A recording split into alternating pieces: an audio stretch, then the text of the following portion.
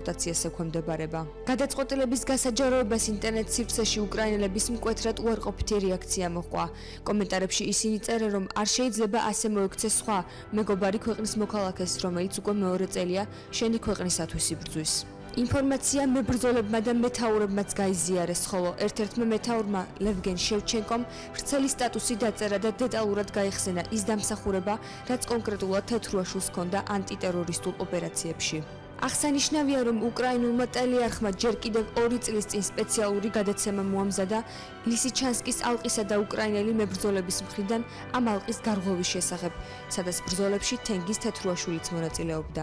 ფილმში მოხალისე ქართველი მებრძოლი იხსენებს, როგორ დაეხმარა უკრაინა საქართველოს აფხაზეთში მიმდინარე რუსეთ-საქართველოს ომის დროს. 90-იან წლებში და სწორედ ამით ხსნის მის ჩართვას უკრაინის ერთიანობისთვის ბრძოლაში. როცა საქართველოში ხდებოდა იგივე, უკრაინელები ჩამოვიდნენ და გვერდით დაგვიდგნენ. ჩვენს გვერდით იბრძოდნენ. ზოგმა თავი დასდო იქ, ზოგი გადარჩა. როცა უკრაინაში დაიწყო ომი, მე ვერ შევძელი, მხოლოდ ტელევიზორიდან მესმინა, რა ხდებოდა აქ და ჩამოვედი. თავარი ისაა, რომ ბევრს არ უნდა ყველაფერს თავისი სახელი დაარქვას. არ აღიარებენ, რომ აქ რუსეთის ოფიციალური არმიის ნაწილები იბრძვიან.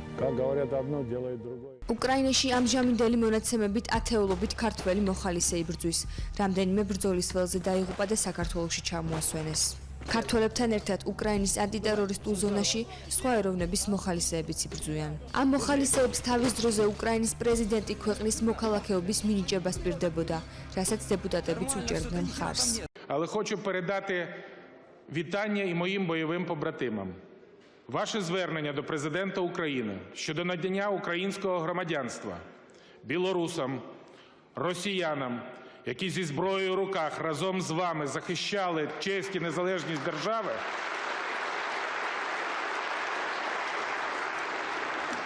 უკრაინელებისთვის გაუგებარია, რატომ მიიღეს ქართველი მოხალისის დეპორტირებაზე გადაწყვეტილება ხელისუფლების წარმომადგენლებმა.